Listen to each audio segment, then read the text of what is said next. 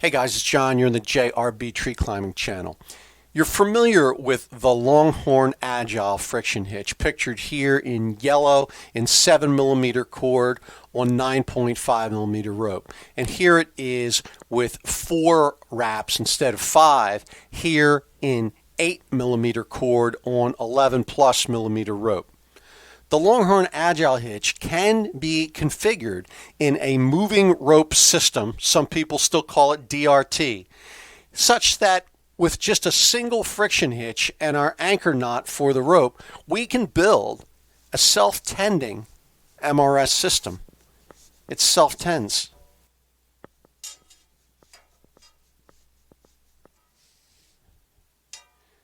Okay, so how do we accomplish that? Well, it's fairly straightforward. Due to the auto-tending nature of the Longhorn Agile Hitch, all we had to do was ensure that we've got it with minimum setback, and a manner in which it won't go anywhere, it won't walk around on the carabiner. And these are both tuned really quite well, and they've got minimal setback. If you've got yours tuned not so great, there would be a lot more slop there. So let's take one apart. I'll be working with this one here, and we'll get started. Okay, now please look in the video description for links to related videos. Just like you know how to tie your shoes, and we didn't need to include that in this video today, you're going to need to know some prerequisite knowledge. This is the Longhorn Loop. We've got a dedicated video on creating the Longhorn Hitch and Longhorn Loop. Think of it as a Prusik loop. It's different than a Prusik loop, but we know how to tie our own Prusik loops with a double fisherman's knot. Well, I tie a Longhorn loop using the Longhorn Hitch. According to the Longhorn Agile page on my website, it's got length specifications, and it tells you that if you build a Longhorn loop with 7 feet or 84 inches of 7mm cord, and you start with 14-inch working ends, well, this is exactly the contraption that you're going to get. And if you build a 5-wrap Longhorn Agile, you should start with this loop at 20 inches. So you know you can't see the left side of my square, but I'm going to extend that out so that the inside of that loop is exactly 20 inches.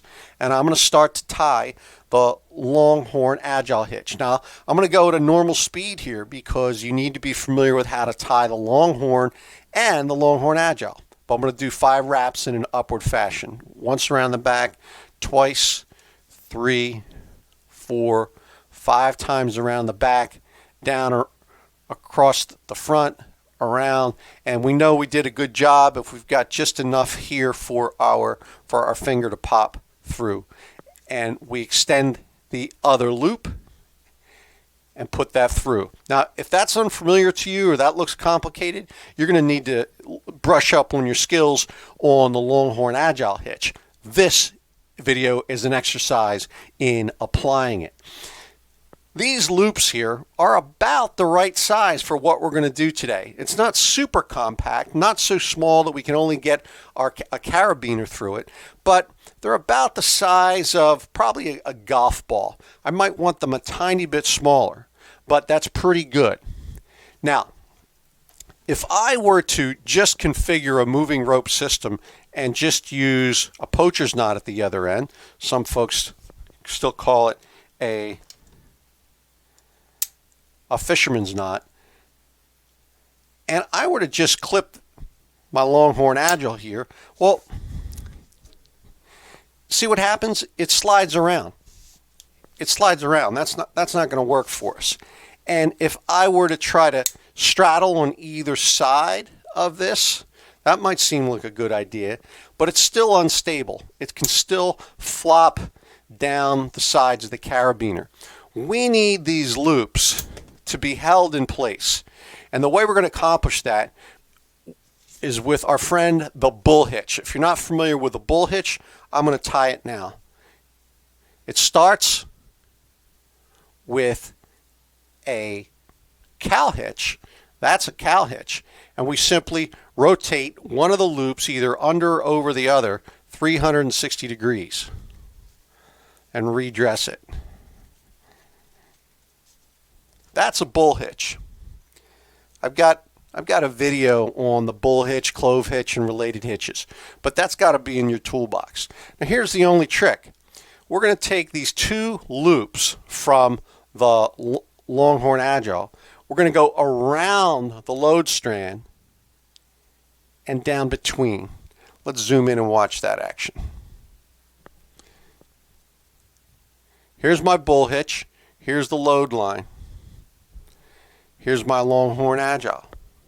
I take the two loops, go around the load line and down in between.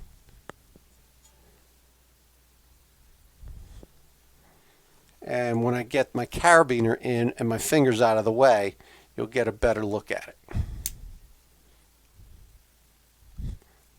Let's tighten that up.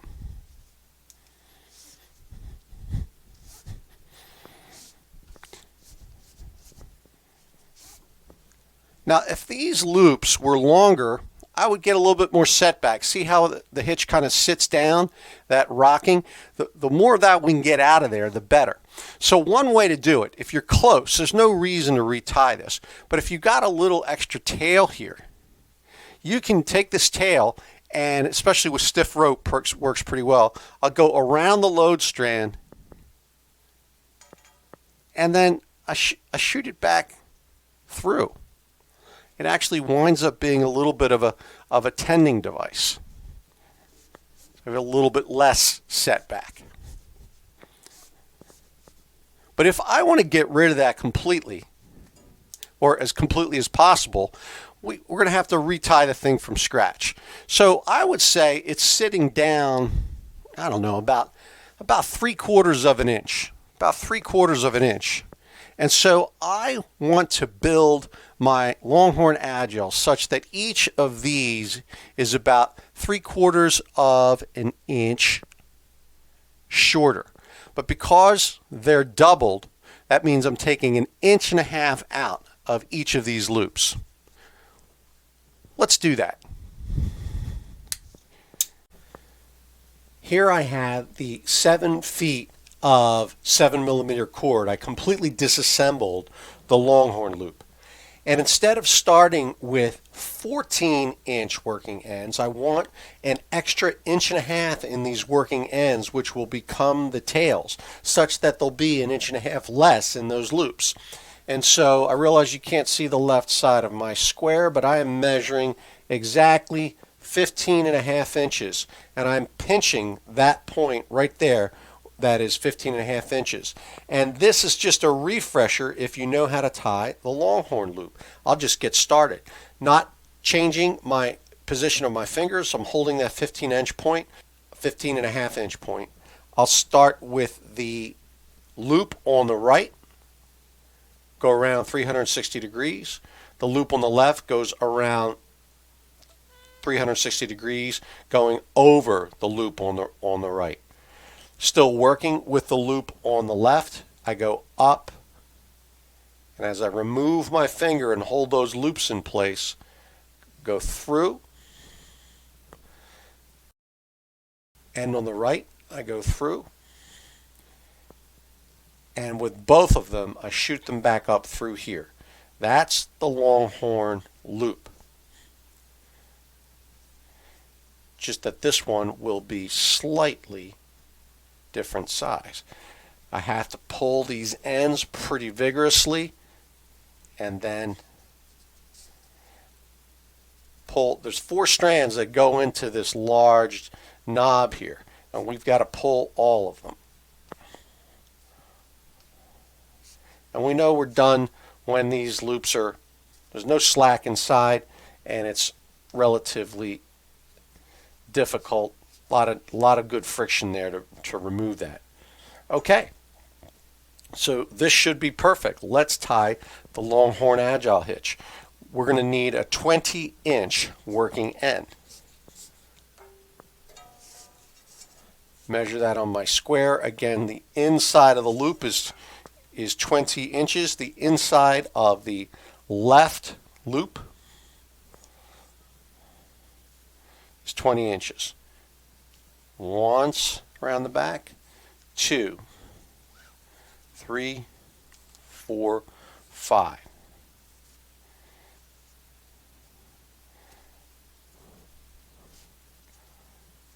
One, 2. Now I realize if you haven't tied the Longhorn Agile Hitch before, this is news to you. But that's why I said at the outset, this is prerequisite knowledge. We're taking the tools in our toolbox and we're applying them. And this is a pretty compact, these loops are a little smaller than a golf ball, that's for sure. It's pretty compact.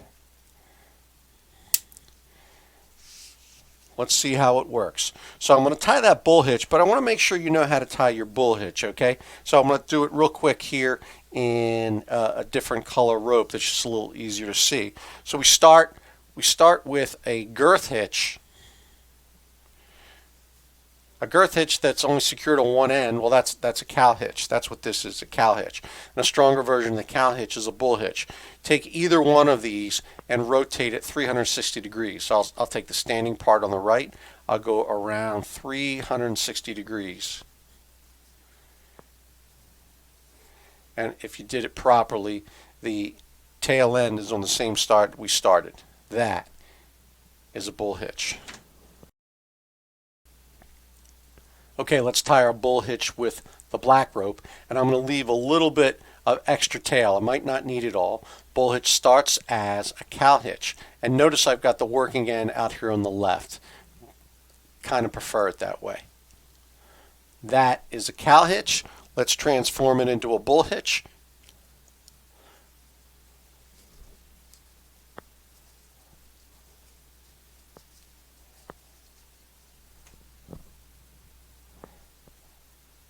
And now, let's attempt to put the two pieces together. I'll take the two load loops. I will straddle the, you see that? I'm straddling the black load line.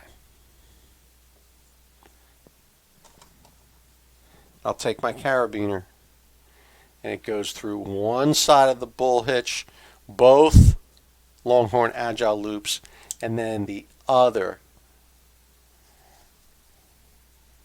side of the bull. And right away, I can see that that is really pretty fantastic.